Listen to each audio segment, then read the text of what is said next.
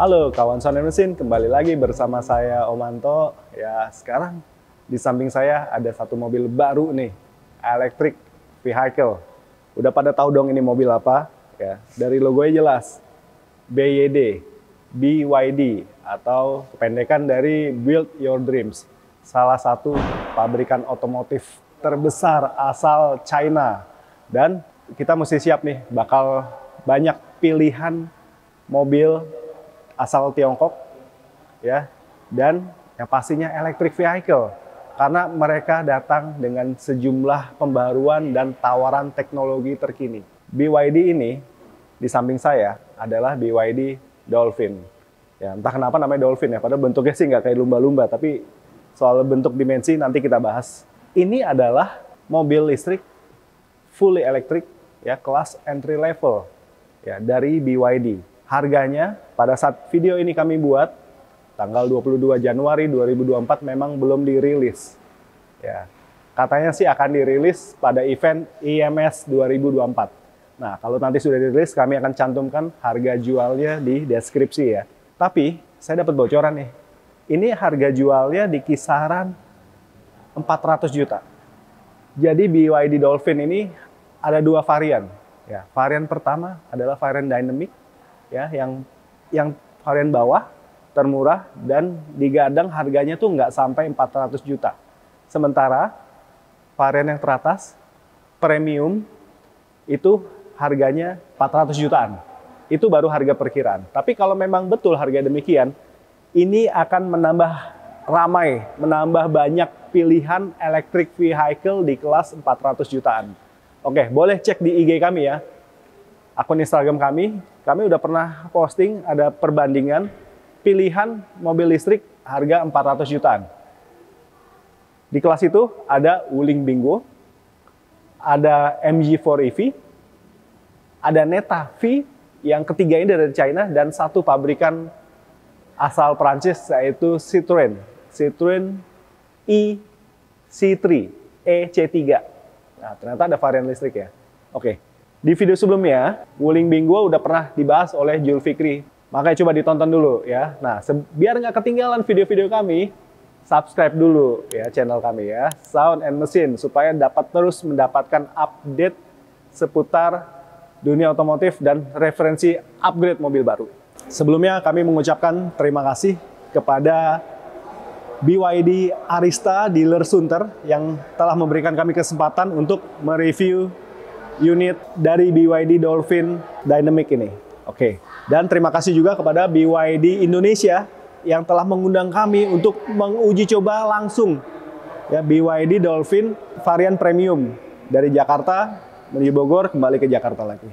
Oke, untuk informasi detail soal pembelian kalian bisa menghubungi nomor ini ya yang di bawah ini. Ya, di dealer BYD Arista Sunter. Oke. Langsung call aja ya. Kita bahas dari eksterior dulu deh ya. Ini desain ya.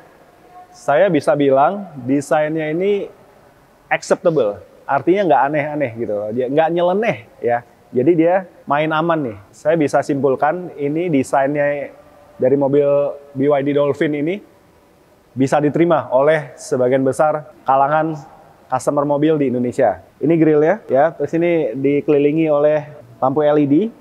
Begitu juga desain lampunya, desain bumpernya juga nggak aneh ya. Jadi kalau dimensinya ini, itu tuh mirip dengan small SUV atau crossover yang udah eksis di Indonesia ya. Yang tentunya masih mesin konvensional kayak Toyota Race, Honda WR-V ya. Dan saya bisa bilang nih crossover, kenapa? Karena ya kita lihat di samping, ban ini tebal ya. Dia pakai ban 185/60 ring 16. Mereknya Linglong. Ya, ini memang masih CBU dari China. Jadi bannya pun juga pasti dari sana ya. Nah, ini yang untuk varian Dynamic masih pakai lingkar 16. Nah, kalau varian yang premium pakai lingkar 17. Oke, tapi itu nanti perbedaannya kita bahas terakhir ya. Oke. Ini saya lihat ground clearance-nya ini kira-kira lebih dari 160 mm ya, jadi bisa dikategorikan sebagai crossover, apalagi bannya tadi profilnya tebal Juga pakai over fender, ala-ala SUV. Pastinya dong ini dengan desain dan dimensi seperti ini, hampir pasti sih cocok ya untuk jalanan di Indonesia ya. Begitu, yang masih jalannya tuh belum 100% mulus ya, khususnya di pinggiran kota besar ya. Ya. Sepertinya nih cocok. Oke, dari depan ke samping ini cuma ada tarikan garis seperti ini ya. Ini sih mengingatkan kita ke mobil-mobil premium ya, seperti Lexus ya, seperti yang merek-merek premium dari Eropa lain gitu. Desainnya cukup mewah. Atapnya pun ini untuk mendukung aerodinamika, nggak semuanya rata ya. Jadi atapnya ada yang lebih rendah di bagian tengah ya, itu pasti untuk mendukung aerodinamikanya dia gitu. Nah, ini di varian Dynamic alias varian paling murah. Kalau di varian yang termahal ya, yang premium, atapnya sudah panoramik. Nah, itu bedanya tuh. Oke, kita lanjut. Sebelum ke belakang, sini dulu nih. Ya. Ini bagian fender sebelah kanan pengisian ya. Model CCS 2 artinya udah AC/DC ya dan fast charging. Bedanya sebenarnya sama ya dengan yang varian teratas juga seperti itu juga. Bedanya kalau varian yang teratas setiap pembelian unit sudah gratis wall charging. Sementara yang varian standar ini belum gratis wall charging. Oke. Ini spion nih masih dalam keadaan terkunci. Nah, untuk akses masuknya ada dua nih. Ya. Satu kartu buat ngetap, satu kunci biasa. Kalau buat ngetap, ini ada tulisan NFC. Kita langsung aja gini. Nah, sudah terbuka. Gitu. Atau bisa keyless. Ya. Tapi untuk menghidupkan mesin, ya tetap harus bawa anak kunci ini. Nggak bisa cuma kartunya aja. Gitu. Oke, sebelum kita masuk ke kabin, kita bahas belakangnya. Nah, ini dia bagian belakangnya, ya. Nah, sebelum di belakang, ini ada pilar A, B, C. Nah, pilar C-nya ini unik nih, menarik ya. Jadi dia ada aksen garis-garis, ya, garis-garis trapesional gitu, dan ini malah menambah elegan sih menurut saya. Jadi nggak bikin aneh gitu. Ini pas untuk penempatan di sini. Karena di tipe yang lain, yaitu Atto 3 juga pilar C-nya seperti ini. Ini area belakangnya, ya, wipernya model reserve gini, seperti VW Golf. Terus memanjang, mereknya Build Your Dreams. Dan ini lampunya nih, model heksagonal gini. Ya, dan ini jujur menambah unsur mewah nih. Ya, jadi desainnya acceptable, nggak aneh. Justru menambah unsur mewahnya. Ya, ini kalau nyala, wih, keren banget. Lalu ada sensor parking 3 yang udah ultrasonic, ya. Dan ini model bumpernya, model bumper belakang dan depan dan belakangnya hampir mirip ya, gitu. Model bentuk airdamnya juga mirip nih. Gimana konsen mesin, ya? Oke nggak desainnya nih, ya? Lalu nggak lupa nih ada ini wing spoiler yang memang udah aslinya udah ditambahin. Lalu ada fin shark antena, layaknya mobil biasa ya. Oke, sekaligus juga mungkin ini buat aerodinamika nih, karena kan atap tengahnya tuh lebih cekung ya, lebih cekung di tengah, seperti itu. Sebelum kita bahas kabinnya, yuk kita masuk dulu. Saya mau bahas seputar area dashboard ya. Ayo. Nah, sekarang kita masuk interiornya. Jadi rupanya di interiornya ini ya menyesuaikan clear bodinya. Si BYD Dolphin ini ada 5 pilihan warna. Ya, kalau ini warnanya biru, tentunya interiornya nggak seperti ini. Nah, berhubung ini warnanya lebih ke pink, ya, jadi interior juga menyesuaikan nih, model agak feminim ya warnanya ya gitu. Jadi perpaduannya ini sih cukup pas buat saya. Sebelum bahas interiornya, sebelum bahas ini fitur-fiturnya, kita nyalakan dulu. Ya, jadi untuk BYD Dolphin ini dia menyalakannya nggak bisa cuma pakai kartu ini aja. Jadi kartu ini tadi di tap di spion yang ada emboss NFC ini hanya untuk akses buka pintu saja. Tapi untuk menyalakan engine-nya tetap harus pakai anak kunci. Gitu ya. Oke, kita tetap taruh anak kuncinya seperti biasa, tekan pedal rem, dan ini ada engine start stop. Ini jujur aja ya, engine start stopnya tuh untuk menjangkaunya apa ya, ada banyak halangan ya, ada layar, ada tuas ya. Dari mana nih? Nah, dari sini nih, paling mudah dari sini. Nah, ini nyala nih ya.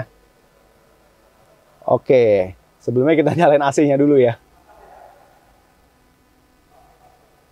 Jadi, impresi pertama, desainnya ini cukup atraktif. Malah fresh sih sebenarnya, dan setirnya juga ergonomis ya. Semua pengaturan ada di layar ini. Ini yang bikin unik BYD dari electric car lain adalah layarnya itu bisa di-rotate dari landscape ke portrait dengan menekan tombol yang ada di sebelah kiri bagian setir. Nah, gitu ya. Ini kembalikan lagi. Ya, kita bahas layarnya dulu. Ini 12,8 inch layarnya. Selain AC, dia banyak, ada navigasi, musik, radio. Ya, tuh ada BYD Assistant. Ya, ini untuk pengaturan voice command, ya, untuk pengaturan waktu. Nah, ya, tersambung juga ke telepon bisa. Oh ya, ini kamera 360 juga dari sini. Udah Android Auto, ya. Ada fitur juga smart charging. Nah, menariknya nih, smart charging ini kita bisa setting mobil ini kapan, berapa lama mau kita charge. Ya, misalkan kita perkira nih, oke nih mobil ini kita tinggal kira-kira 2 jam. Kita bisa setting nih, 2 jam aja di charge-nya. Atau bukan hitungan jam. Jadi kita mau setting mobil ini di charge sampai daya terisi penuh 100%. Ya, ini kita bisa setting. Jadi setelah terisi penuh 100%, dia akan cut off secara otomatis karena udah kita setting. Jadi nggak khawatir lagi overcharge. Ini sih keren banget ya. Dan kita bisa jadwalkan nih, kapan kita mau ngecharge-nya, di jam berapa, di hari apa. Nanti dia akan mengingatkan kita. Ya, apakah sekali ngecharge saja pengingatnya, ataukah tiap hari harus diingetin nih, kita ngecharge di jam segini, dia akan ngingetin nih. Begitu. Ini fitur menarik ya. Oke, yang lain vehicle image tadi yang ya nih kamera 360-nya bisa panorama juga.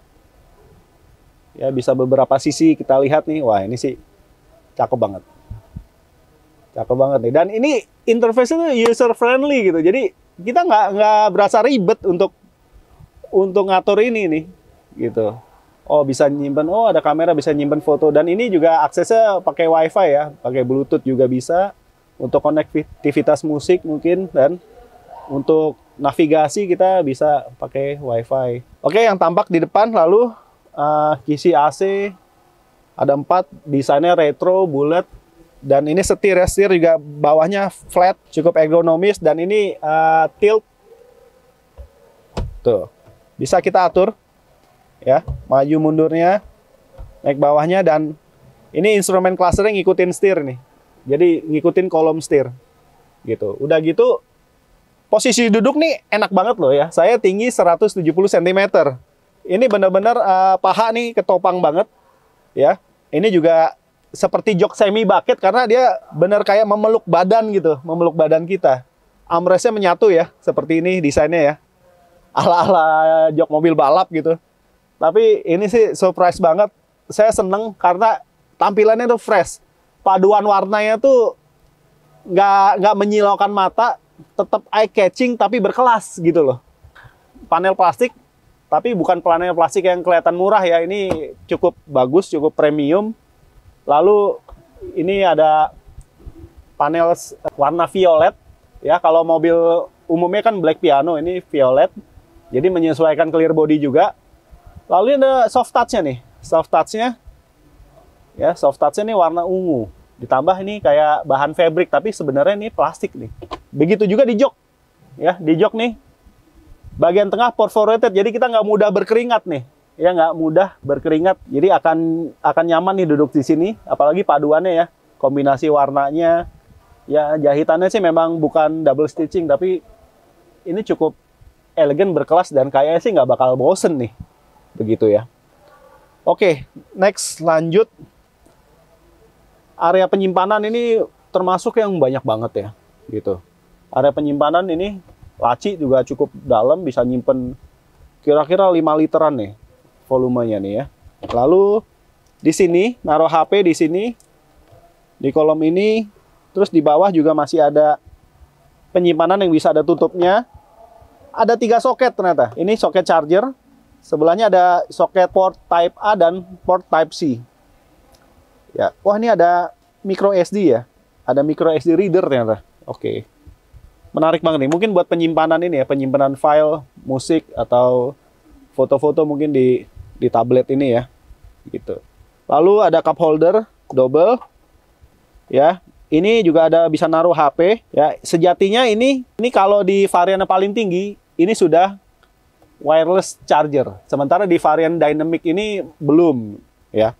Lalu juga kalau di varian yang tinggi itu tadi premium, joknya itu udah pengaturannya elektrik. Sementara ini masih manual. Satu lagi, pasti kalau di yang premium lebih terang nih kabinnya karena kan panoramik ya.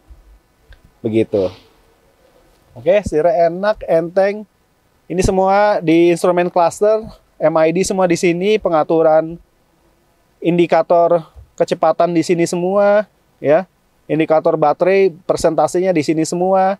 Ada 3 mode mengemudi, eco, normal, dan sport. Ya, di setir juga sebelah kiri untuk mengatur fitur-fitur mobil.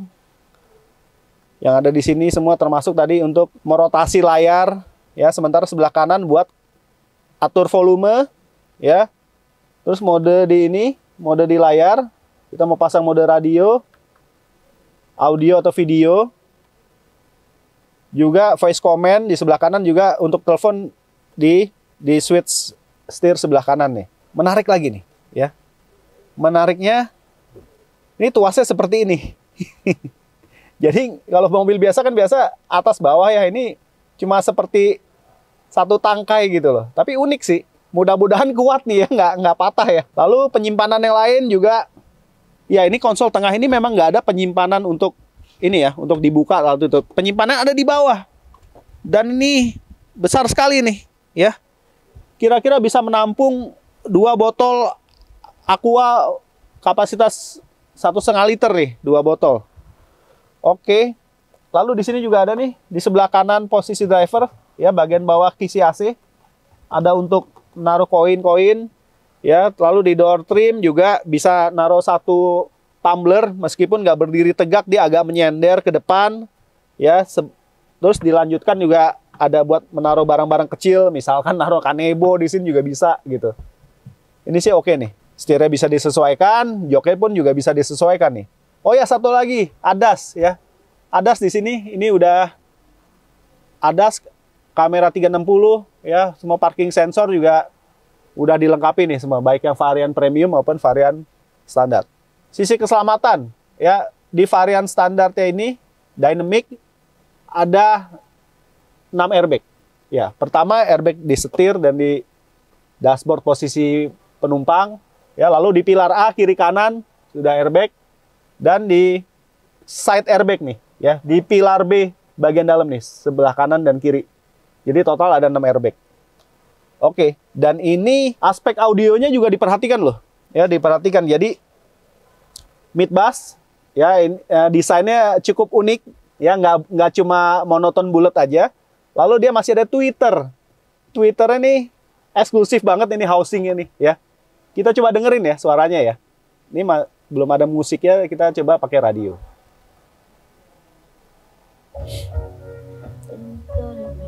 Wah.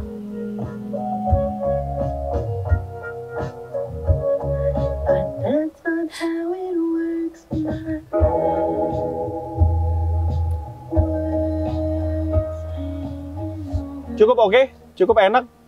Meskipun suara menyebar ya, enak. Cukup enak lah, tapi masih bisa ditingkatin pastinya ya. Tinggal tambah DSP atau pemasangan boombox atau subwoofer aktif di kolong jok atau kolong dashboard depan, itu sangat bisa banget. Untuk mobil ini, ya, kami merekomendasikan produk dari Domination Audio. Ya, di mana Domination Audio punya satu perangkat.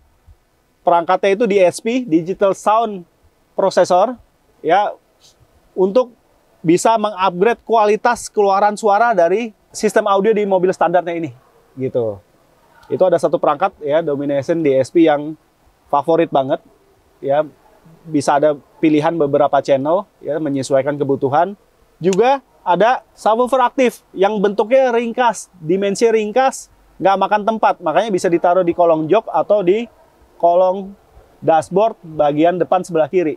Nah, itu dua produk itu kami rekomendasikan untuk BYD Dolphin ini. Ya, dari Domination Audio. Boleh dicek ya di akun Instagramnya ya, atau di website ya. Oke. Ini kabin belakangnya. Impresi pertama ini lega banget. Ya, lebih besar dari sebuah hatchback ya, bahkan untuk small SUV pun juga ini jujur lebih lega. Ya, baik dari headroom saya, ya tinggi saya 170 cm. Ini juga ini tadi posisi belum diubah-ubah, tapi memang ini jujur ini kan lantainya rata ya. Jadi nggak ada cekungan ya, nggak ada jedukan ini di tengah-tengah, ini rata sampai depan juga rata juga ya. Karena dia pakai baterainya tuh baterai yang terbaru, LFP yang terbaru. Yang saya rasakan sih enak ya, ini juga ada headrestnya. Headrestnya ada 3 loh, yang tengah juga ada 3 gitu.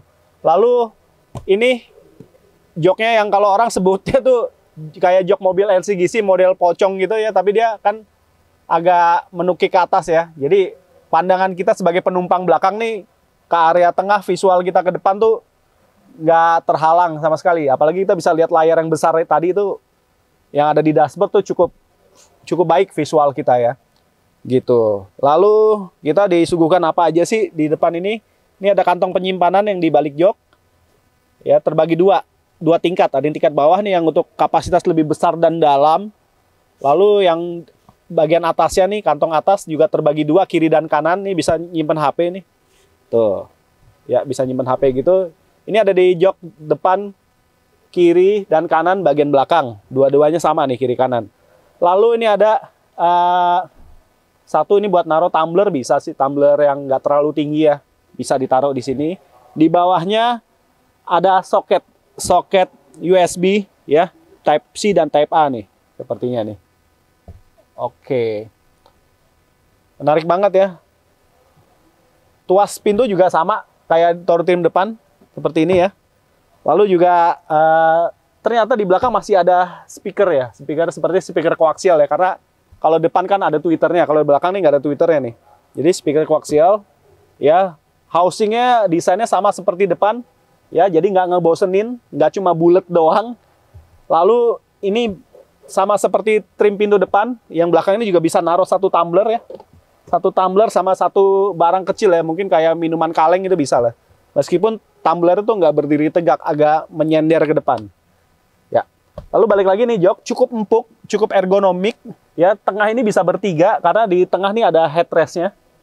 Nah, ini kalau cuma berempat aja sih, maksudnya di belakang 2 orang, kiri dan kanan ada armrest. Nah, enak banget, bisa 2 cup holder nih. Begitu.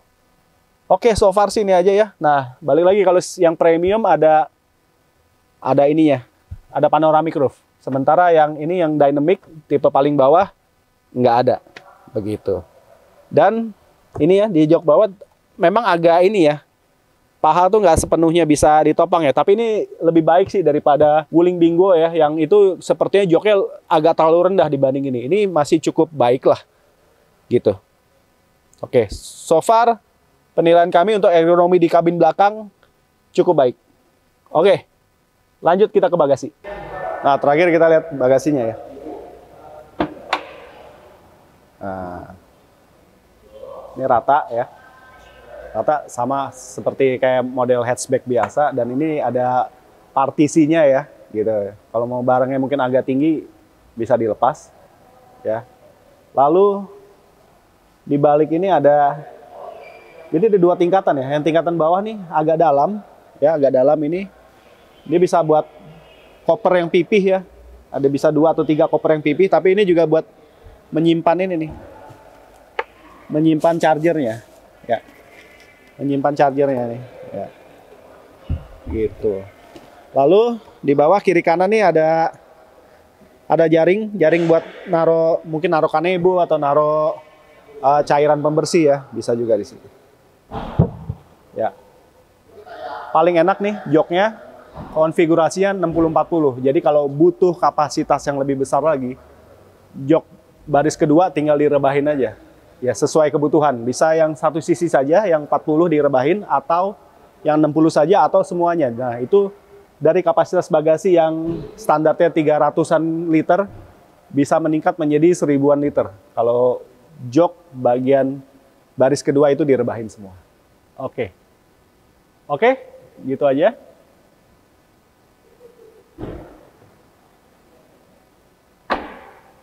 Oke.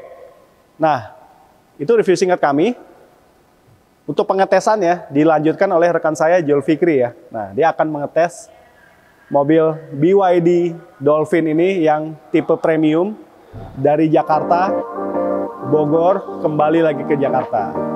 Terima kasih kepada BYD Indonesia yang telah memberikan kesempatan ini. Yuk, langsung ke Jul ya, nanti balik lagi ke saya.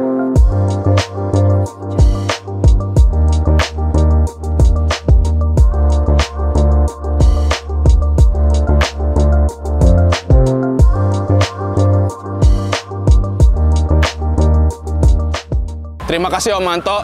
Halo Konser Mesin, sekarang kita mau tes jalan mobil listrik BYD Dolphin ini dengan jarak yang cukup jauh ya. Dari sini BYD Tebet, dari BYD Tebet ke daerah Sentul, Bogor, dari daerah Sentul ke daerah BSD.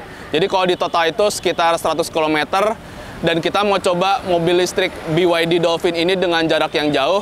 Dan BYD Dolphin ini semua daya jelajahnya sama ya, yaitu 490 km. Jadi eksteriornya mungkin beda-beda ya antara satu dengan satu yang sama lain, tapi semuanya ini punya daya jelajah yang sama, yaitu 490 km. Oke, sekarang kita mau test drive BYD Dolphin dari Tebet ke Sentul, Bogor. Impresi pertama menghadirkan pengalaman yang berbeda, bukan cuman sebatas mobil listrik, tapi mobil secara keseluruhan. Dan memang BYD ini dari pertama saya masuk ke kabin itu udah memberi impresi yang berbeda, yang lain daripada yang lain. Oke, sekarang kita coba masuk ke jalan tol, kita menuju ke Sentul. Ini baterainya masih ada 96% ya kalau dari masuk tol, dan untuk daya jelajahnya dari 476 km. Oh ya, ini kalau mau pindah jalur mesti sen ya, karena kalau nggak sen kayak setirnya kayak agak nolak gitu loh. Ya mungkin buat orang yang belum terbiasa merasa apa ya, merasa kurang nyaman. Tapi kalau buat yang terbiasa nyetir tertib, disiplin, fitur seperti ini mestinya bisa menunjang. Mobil ini juga ada cruise controlnya ya, cuman untuk sementara ini saya coba tanpa cruise control ya, naturalnya mobil lah.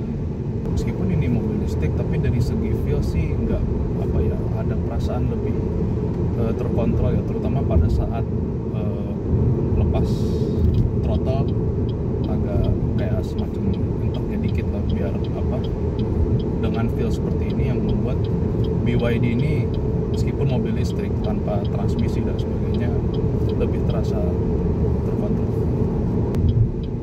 Ini setirnya juga agak sedikit penolakan, mungkin karena mendeteksi ada marka dan sebagainya ya. Meskipun mobil ini canggih, bisa membantu pengemudi, tapi ini tetap menyetir mobilnya tetap harus hati-hati, jadi kita bisa rely ke fitur-fiturnya.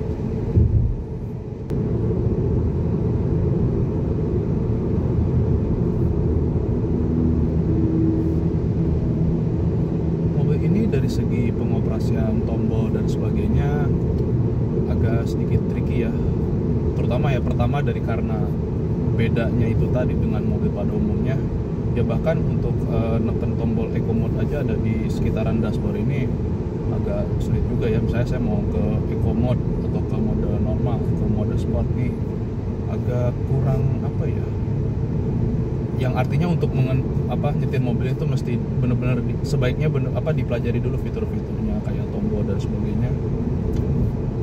Ya ini hanya masalah penyesuaian aja sih, tapi mungkin kalau sudah terbiasa dan sebagainya udah enak gitu. Dan memang BYD juga memberikan sebuah pengalaman berkendara yang baru, dan itu sampai ke tombol fitur-fiturnya atau tombol pengoperasiannya. Seperti selain eco mode juga ada beberapa fitur seperti apa ini. Oh, ini mungkin traction control di tombol konsol tengah nomor 3 dari kanan, dan juga untuk tuas transmisi yang terutama yang agak apa ya, kalau buat yang terbiasa misalnya dari drive ke netral itu kalau kelebihan dikit bisa mundur, apa jatuhnya malah di gigi mundur gitu, yang artinya perlu dipelajari lagi ya. Tapi ini hanya, ya balik lagi, ini hanya masalah penyesuaian aja. Kalau udah terbiasa ya mestinya enak ya.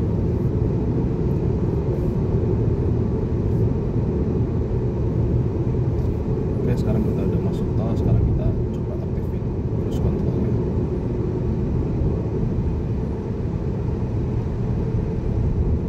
Di set kecepatan.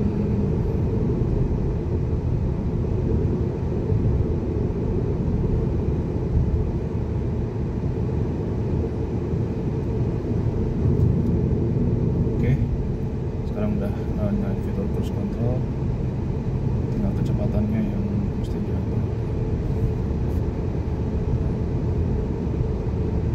Oh, ini juga ada fitur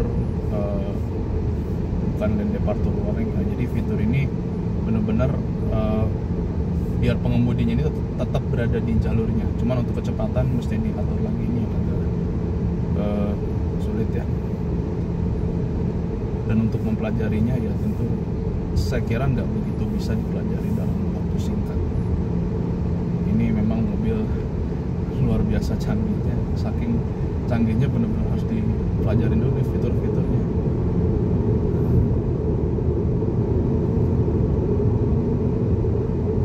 Oke, ini udah cruise controlnya udah nyala. Ini saya nggak pegang setir ya. Ini kaki juga nggak nyentuh pedal gas. Sekarang berada di kecepatan sekitar 80 km per jam. Oh, ini udah ada tanda peringatannya, tolong tangan ke setir. Ya memang mobil ini punya fitur yang canggih, tapi tetap perhatian dari driver itu sangat dibutuhkan.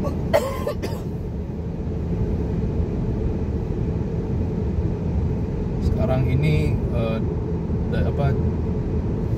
daya jelajah berada di 464 km ya. Jadi dan baterai berada di 95%. Fitur ICA ya.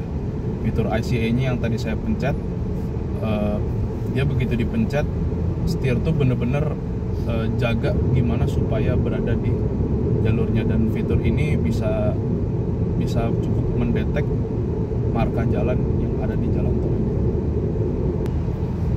Di mobil ini juga ada 360 view monitor ya, buat ngeliat apa yang ada di sekitar mobil, dan itu tombolnya ada di setir.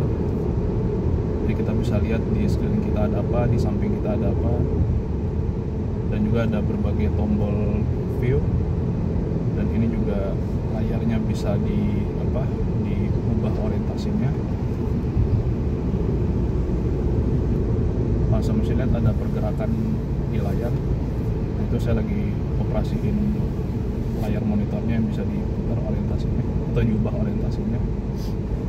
Ya, mobil ini banyak banget ya fitur canggihnya. Oke, sekarang kita udah di jalan tol dengan kondisi jalan yang cukup sepi. Sekarang saya mau coba gimana kalau mobil ini dipejam. Oke, kita coba ke mode sport. Kita pejam.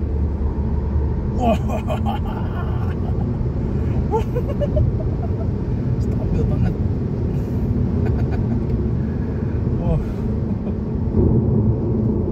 Dan memang BYD Dolphin ini pure memberikan pengalaman berkendara yang berbeda ya.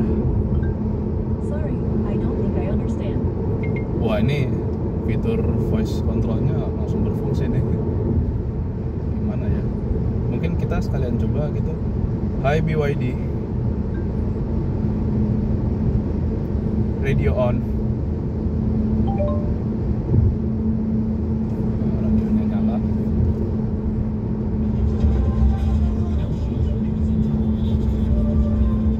Oke, sekarang matiin. Hi BYD, radio off. Oke, radio mati. Sekarang udah di jalan biasa ya. Kita Tadi setelah kita lewat jalan tol itu nikmat banget nih mobil. Meskipun fitur canggihnya perlu dipelajarin lebih lanjut, tapi ini mobil cukup fun to drive. Dan mobil ini buat di jalan biasa, di jalan tol nyaman banget ya. Tadi di tol juga tadi sempat ngebejok-bejok itu berasa ya perbedaannya antara mode eco sama mode normal, mode sport. Nah ini sekarang saya berada di mode eco ya. Yang membedakannya itu ya tentu respon pada throttle-nya ya. Dan sekarang udah di Sentul ya, di daerah Sentul.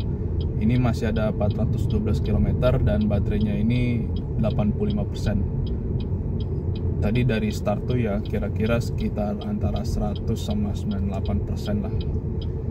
Sekarang baterainya ini 85%.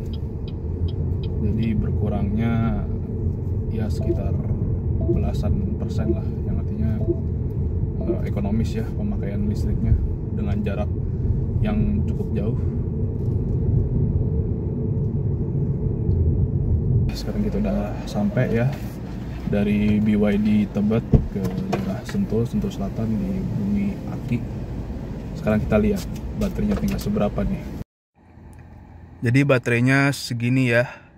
Dari BYD Tebet ke Sentul Selatan itu baterainya 85% dan juga jarak tempuhnya tinggal 411 km.